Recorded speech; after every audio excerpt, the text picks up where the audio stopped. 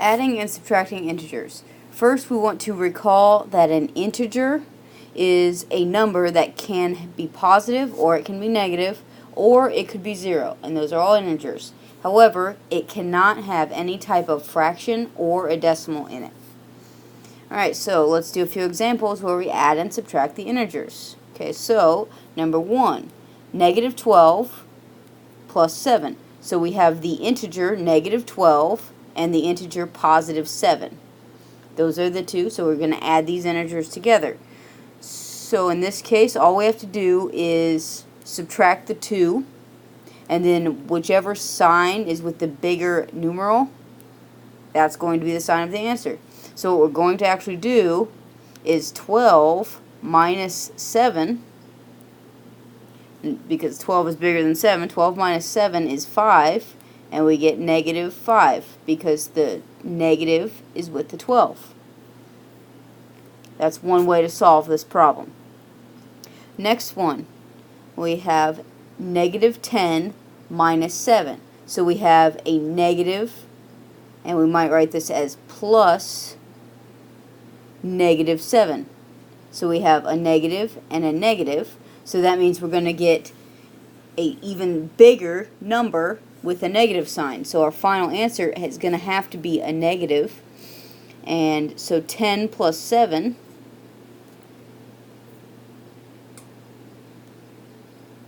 and that answer is going to be negative. So we have negative 10 plus 7, which is 17. So our answer is negative 17. That's one way to work this problem out. There are several ways to do this. That, I think, is the easiest way. Next example, 9 minus 45. Okay, so the smaller number is positive 9. It's a positive 9. We might look at it as plus and negative 45, if that helps you out. So the negative is with the bigger number.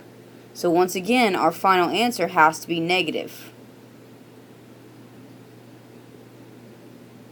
So we're going to have a negative answer.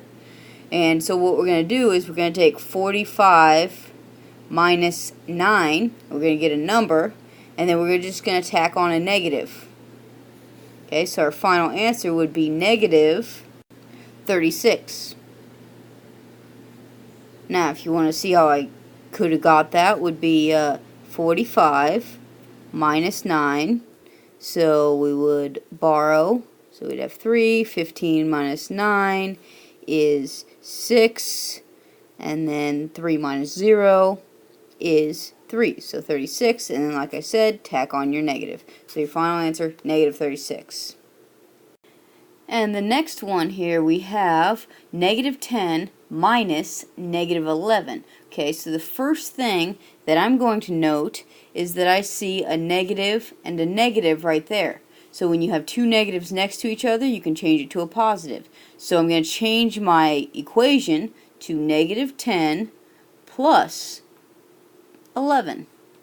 Okay, so now it's a fairly easy problem. I can switch things around. If I switch the 11 and the 10, the negative 10, I would have 11 minus 10. Well, 11 minus 10 is 1. So your final answer is 1.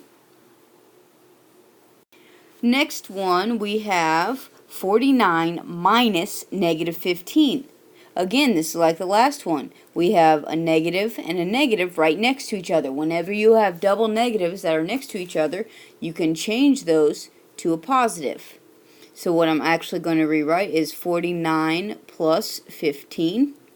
And if I want to solve that, I might write it differently. 49 plus 15. It's easier for me if they're stacked up like that. So 9 plus 5 is 14.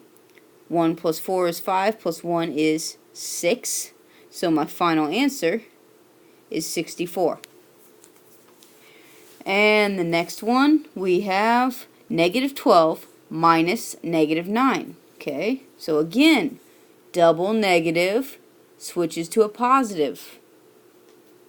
So I have negative 12 plus 9. So in this case, you look at, we have a larger number with the negative, so my final answer has to be negative.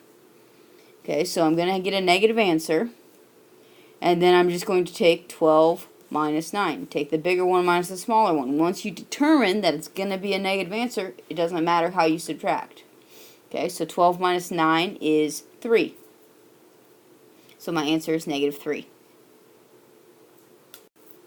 Those are your notes over adding and subtracting integers.